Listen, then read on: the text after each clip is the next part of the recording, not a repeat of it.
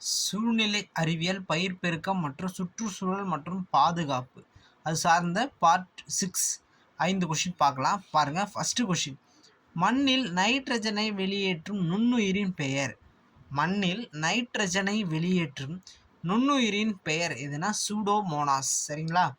Second question, இந்தியாவின் முதல் தேசிய பூங்கா எதுனா ஜிம் கார்பெட் தேசிய பூங்கா 1936 உத்தரகாண்ட் மாநிலம் தொடங்கப்பட்ட இடம். சரிங்களா? ஜிம் கார்பெட் தேசிய பூங்கா, ஜிம் உத்தரவு போடுறாங்க ஜிம்மில் ஃபஸ்ட்டு 1936 36 3 6 நான் வச்சுக்கேன் 9 3 6. சரிங்களா?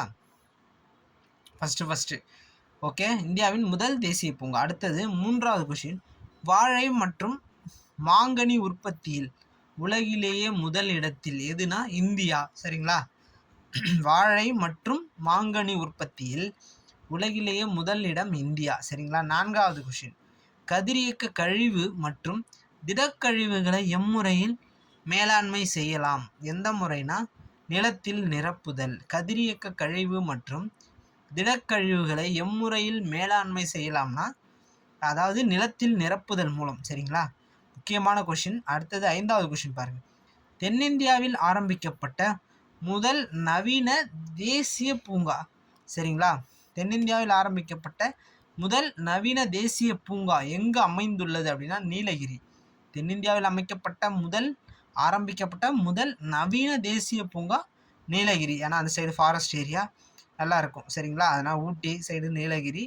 தென்னிந்தியாவில் ஆரம்பிக்கிற முதல் நவீன தேசிய பூங்கா நீலகிரி. சரிங்களா? Thank you friends. நெக்ஸ்ட் வீடியோவில் இன்னும் மிக முக்கியமான 5 வினாக்கள் பார்க்கலாம். நம்ம channel RRM creations. Thank you friends.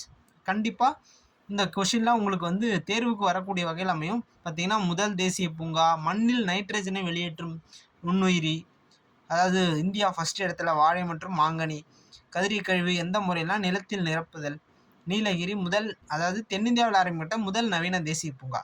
சரிங்களா? Thank you friends.